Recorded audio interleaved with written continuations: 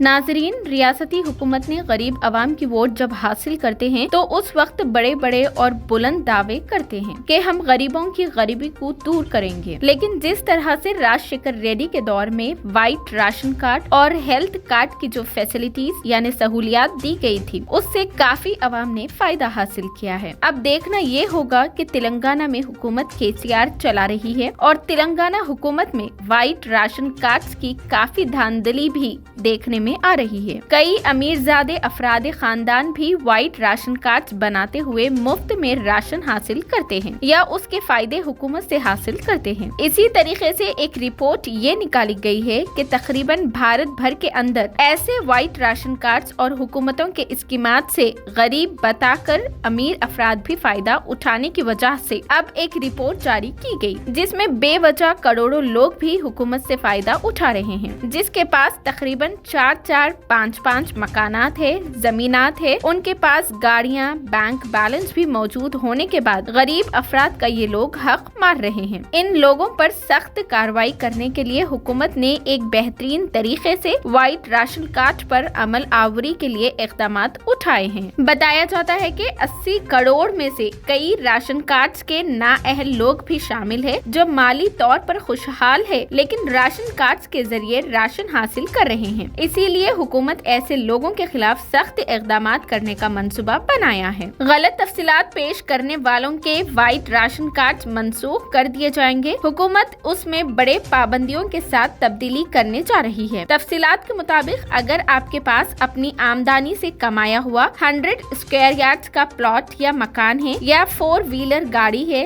Tractor है, gun licence है, खानदान की आमदनी गाँव में 2 लाख से ज्यादा या शहर में 3 लाख से जायद सालाना आमदनी यानी एनुअल इनकम है, तो ऐसे लोगों को चाहिए कि वो तहसील या मंडल ऑफिस पहुँचे और अपना वाइट राशन कार्ड उनके हवाले कर दे या डीओ ऑफिस में अपना कार्ड हवाले कर दे। हुकूमत के क़वाइद के मुताबिक अगर राशन कार्ड होल्डर कार्ड को सरेंडर नहीं करता है तो जांच के बाद ऐसे लोगों का कार्ड मनसूख यानी कैंसिल कर दिया जाएगा और उन पर कानूनी कार्रवाई भी की जाएगी और इसके साथ साथ उन खानदान के खिलाफ कानूनी कार्रवाई करते हुए उन्हें जेल भी जाना पड़ेगा।